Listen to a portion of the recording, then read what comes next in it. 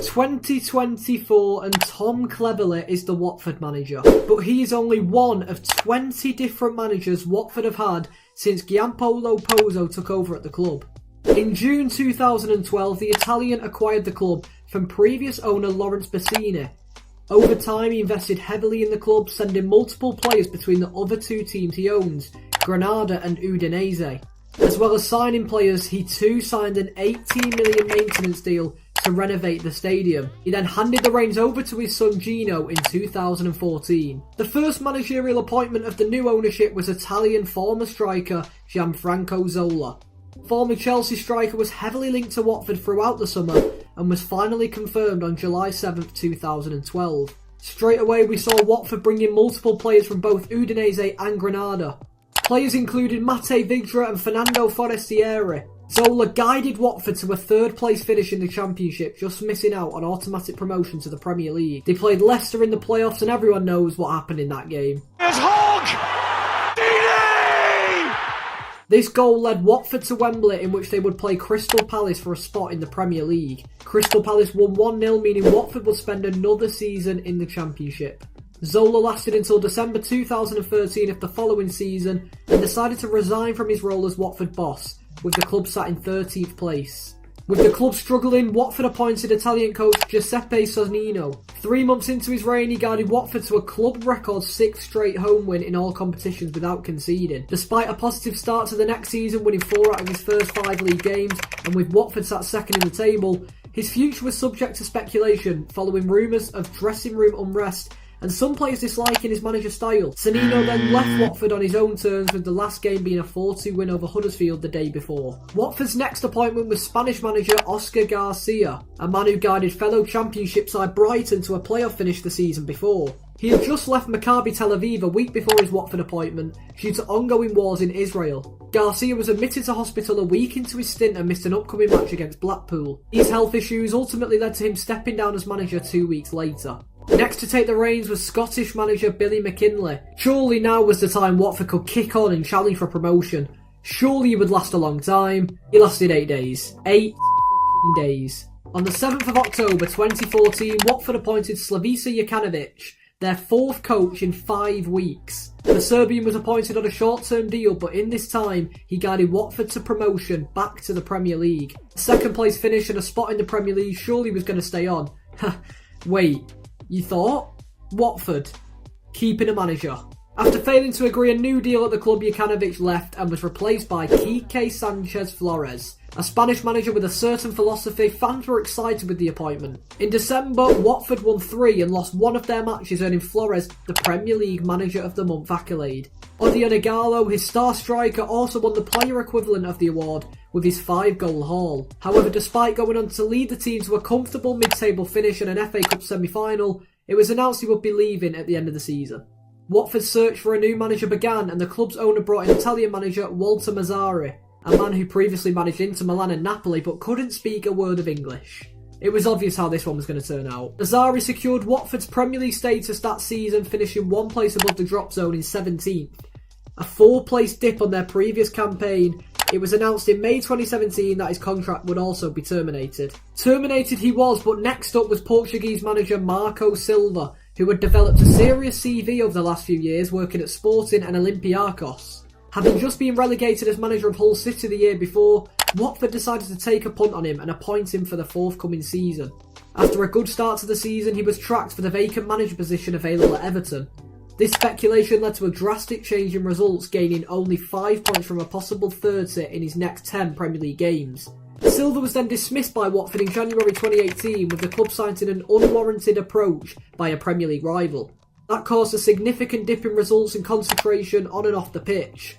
In February, Everton agreed to pay a $4 million compensation fee in regard to the claim. The successor of Marco Silva was former Malaga manager Javi Gracia. He had been given an objective to keep the club up, and keep them up he did, guiding them to a Premier League safety and comfortable 11th place finish. Not only that, but he took Watford to an FA Cup final following a comeback victory over Wolves in the semi-finals a month prior. Gracia's Watford side matched up against Manchester City. They lost 6-0, but the achievement in itself to even reach there was impressive.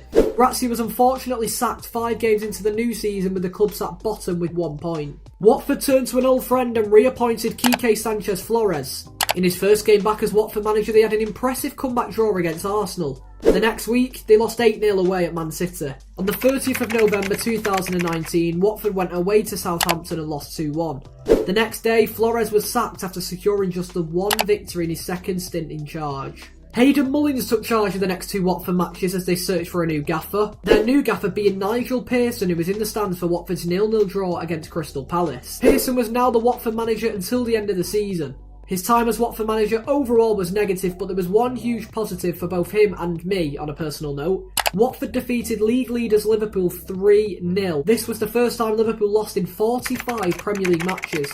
Once the Premier League was back up and running after the pandemic, Watford struggled and were fighting relegation. With 2 games remaining, Watford bizarrely sacked Pearson and turned to Hayden Mullins yet again. Oh boys! I'm back! Mullins had a huge task on his hands. His first game back in charge was a 4-0 home loss to Manchester City, and with Villa winning on the same day, this officially dropped Watford into the drop zone. Watford were then relegated on the last day following a 3-2 loss to Arsenal. And then, once again, he left the club. With Watford being back in the Championship, the search for a new manager began. They appointed unknown Vladimir Ivic. Ivic, who had previously managed in Israel and Greece, had no experience in England prior to this appointment. Ivic had Watford sat 5th in the league at the halfway point, but was then let go during the festive period. Former Watford captain Troy Deeney has since spoke on Ivic, saying he didn't like him, and that he didn't think he liked him either.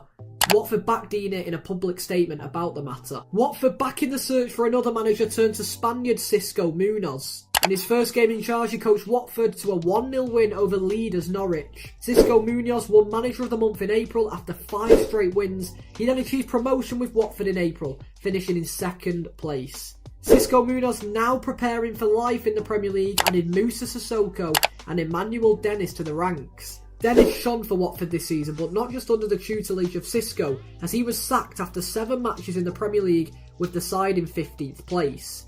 In an official statement, Watford wrote that the coach had been presiding a negative trend at a time when the club needed cohesion. After Cisco, in came Claudio Ranieri, a former Premier League winning manager with Leicester, but also a failure at Fulham. At the time, like I said earlier, Watford were 15th, and having some positive results such as a 5-2 away win at Everton and a 4-1 demolition job against Man United, Ranieri was sacked in January after poor recent results and the club sat in the relegation zone. On the 25th of January 2022, Watford appointed Roy Hodgson, returning to the Premier League 7 months after leaving Crystal Palace. The Roy era at Watford was not memorable at all. In fact, I couldn't really tell you anything that happened during that reign. In May 2022, Hodgson said he wouldn't be at the club at the end of the season. Watford were eventually relegated at the end of the season, finishing 19th with 23 points. With Watford being back in the Championship, Watford appointed manager of Forest Green Rovers Rob Edwards. His first game was a 1-0 win over Sheffield United. Edwards wasn't given a lot of time whatsoever as he was sacked at the end of September. 3 wins in 10 games and the club sat in 10th place. They felt they needed a change. The change they felt they needed was Slaven Bilic. The former West Ham and West Brom manager was appointed the same day as Edwards was sacked. Bright start to life as Hornets manager came with a 4-0 win away at Stoke. But come March, Bilic was sacked with the club sat in 9th position, 4 points below the playoffs. In came Chris Wilder. Wilder's job was to get Watford into the playoffs. His job didn't seem to be as easy as he initially thought though. In fact, Watford ended up finishing 11th, 2 places lower than where they were with Slaven Bilic. Once again, Watford were on the search for a new manager after letting Wilder go at the end of the season. The penultimate manager on this list is Valérien Ismaël, the Frenchman who had previously managed in this league with the likes of West Brom and Barnsley, the latter being one of the most successful stints in his career, after he guided Barnsley to the playoffs when they were initially tipped for relegation. Ismaël was inevitably sacked as Watford coach fairly recently, in fact it was literally 3 weeks ago, his last game being a 2-1 home defeat to Coventry. And finally, Watford's new manager, and last, for now, is Tom Cleverley. Tom Cleverley, who announced his retirement from football at the end of last season, had never managed a side. In fact, his only experience in coaching is Watford's under-18 team this year. So who knows how it will turn out. I mean, I can give you a prediction. Watford will be looking for a new manager in May, and then again in November, and then probably again in February next year. That's just how the cycle seems to work under this ownership. Watford fans, let me know who you want next and how you think Timothy Cleverley will get on. Nice one. See you in a bit.